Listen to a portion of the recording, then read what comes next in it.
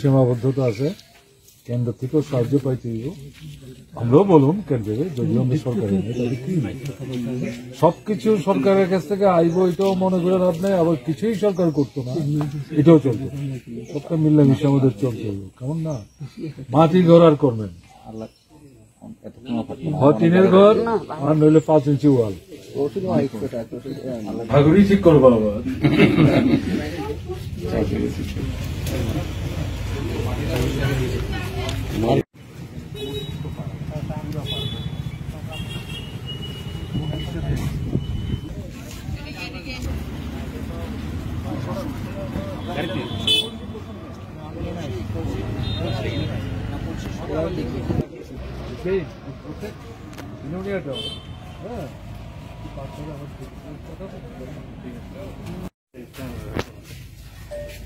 ঘরে মানুষ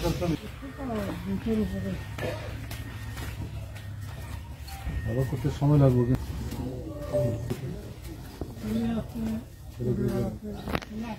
দুই ঘর এটা হতো ছোট ভাই না, ঠিক আছে। খাওয়া দাওয়া হয়েছে না দুপুরে আপনাদের বাড়িতে?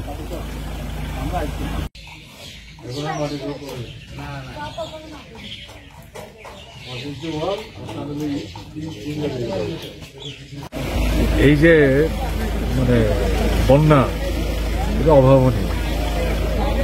নূতন প্রজন্মের যারা, তাদের তো এই অভিজ্ঞতা নাই। 83-তে যেটা হয়েছিল তারপর এটা, এবং ক্ষয়ক্ষতি যদিও সরকার প্রাথমিক হিসাব করছে, কিন্তু এটা চূড়ান্ত মনে করার কারণ সময় যাবে, জল নামবে, ক্ষয়ক্ষতির পরিমাণ বাড়বে। কিন্তু আমাদের এই মুহূর্তে মূল বক্তব্য হচ্ছে, যাদের মানে এখনো ক্যাম্পে থাকতে হচ্ছে, তাদের খাওয়া দাওয়া, স্যানিটেশন, শিশু, তাদের খাদ্য, এগুলো দেখতে হবে। চিকিৎসার ব্যবস্থাটার দিকে নজর দিতে হবে। যাদের বাড়িঘর ভেঙে গেছে, এই যে এই পাড়াটা ঘুরলাম আমি, তাতেও প্রায় সব বাড়িতেই 1-2টা করে মাটির ঘর সমস্ত ভেঙে পড়ে গেছে, টিনের ঘরও ভেঙে পড়েছে, কেমন না? তো তারা যাবেন কোথায়, থাকবেন কোথায়? কাজেই সমস্ত দিকটা বিবেচনায় রেখে সরকারকে বিশেষ সিদ্ধান্ত নিয়ে এদের ঘর তৈরি করে দেওয়ার ব্যবস্থা করতে হবে।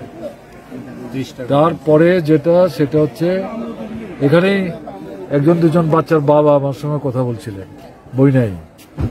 বই তো সরকার থেকে দিতে আমরা বলবো, ক্লাস 8 পর্যন্ত সবাই পাবে, 9-10 পর্যন্ত আমরা সরকারে থাকার সময় দেওয়ার ব্যবস্থা করেছি। আর্থিক সঙ্গতির উপর ভিত্তি করে এটা দিতে হবে, না হলে তো পড়াশোনাই করতে পারবে না, কেমন? এই আর যারা অসুস্থ হয়েছেন এই বন্যার কারণে, তাদেরকে হাসপাতালে রেখে চিকিৎসার দায়িত্ব সরকারকে নিতে হবে। যারা মারা গেছে, আমি শুনলাম এখানে হার্ট ফেল করেছেন, যাই হোক, এই পরিবারে যদি উপার্জন করার আর কোনো লোক না থাকে, অথচ উপার্জনশীল লোক আছেন, তাদেরকে সরকার থেকে আয় উপার্জনের একটা নিশ্চিত ব্যবস্থা করতে হবে, নাহলে তো হবে না। আর রাস্তাঘাট খুব তাড়াতাড়ি ঠিক করতে হবে, বিদ্যুৎ তাড়াতাড়ি নিয়ে যেতে হবে, বিদ্যুৎ না হলে পরে পানীয় জল পাবে না। আর কৃষি, পশু, মৎস্য, এই 3টা যে ক্ষতি হয়েছে, এগুলো হিসাব করে একসাথে সবটা করার কথা আমরা বলছি না। আমরা সরকারে থাকলেও একসাথে সব জিনিস করতে পারতাম, ঘটনা তা না। কাজেই সরকারকে ধীরে ধীরে পর্যায়ে পর্যায়ে এটা করতে হবে, কিন্তু ওই ক্ষতি যা হয়েছে, ক্ষতিগ্রস্ত যারা, তাদের পাশে দাঁড়িয়ে সাহায্য করতে হবে। এটা একটা বিশেষ পরিস্থিতি তৈরি হয়েছে। কাজে দল না, মত না, ধর্ম না, বর্ণ না, সম্প্রদায় না, সবাই মিলে এখানটাতে একসাথে দাঁড়াতে হবে। সরকারকেও সাহায্য করতে হবে, সরকারেরও দল মতের ঊর্ধ্বে থেকে সবাইকে নিয়ে অগ্রসর হতে হবে। তাহলেই যত জটিলই হোক পরিস্থিতি, মানুষ কোনো কঠিন পরিস্থিতি মোকাবেলা করে বেরিয়ে আসতে পারে না, এটা ঘটনা না। দেখা যাক না কি হয়। ঠিক আছে, কোন কোন জায়গাতে এসছেন? বিলানিয়া ঢুকলাম আমি, ইয়েতে অমরপুর আগে গেছি, উদয়পুরে গেছি, সোনামুড়া গেছি, আজকে বিলুনিয়া করে শান্তির বাজারে যাবো। চলো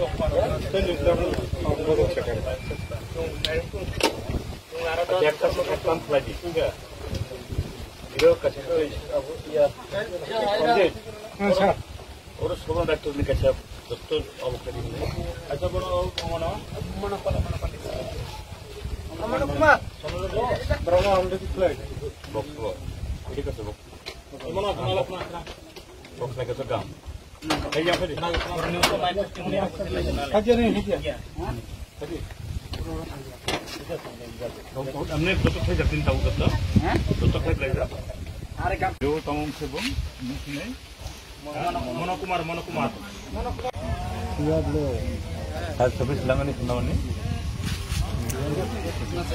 हां हो गया उसे जरा माथा ना अच्छा इला मत हिंदी थान हां गाड़ी थावला हिंदी थान को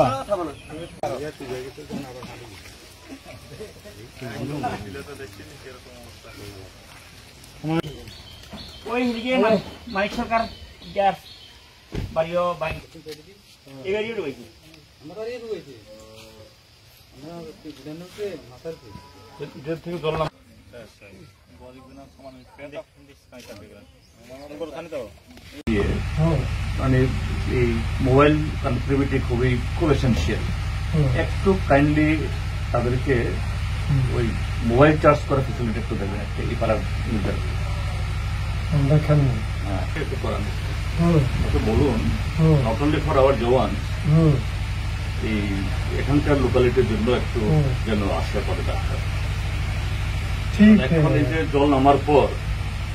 জল নামার পর জলবাহিত প্রচুর রূপ হবে প্রচুর আপনাদের যদি সেরকম ব্লিচিং পাউডার ইত্যাদি দেওয়ার খুব থাকলে আর কতগুলি এই ওয়াটার পিউরিফিকেশনের জন্য ট্যাবলেট এটাও একটু মাঙ্গানো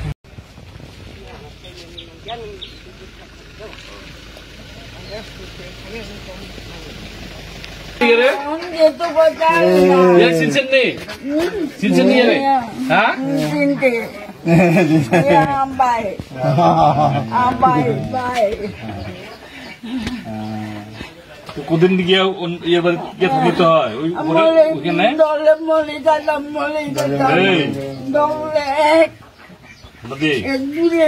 ওরা থেকে ওরা ওর নবা ও দেখুন ও তাহলে দেখুন নবা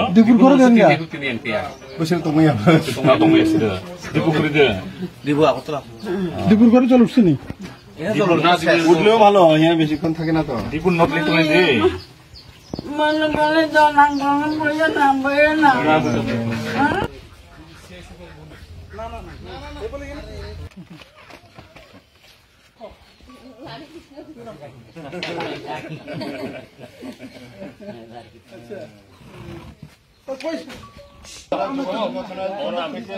সাহায্য কেমন বই মধুর দিয়া কই লগে দিয়া কই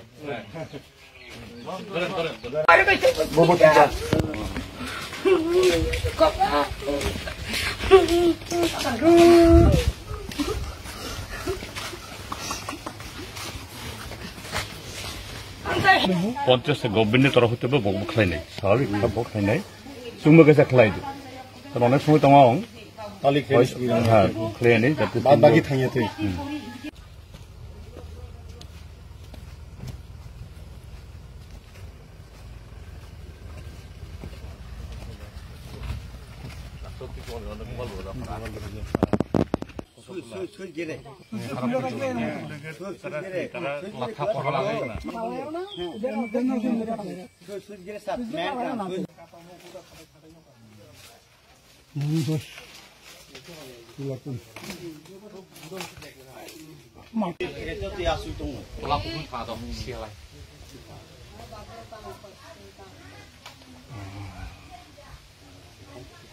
এখানে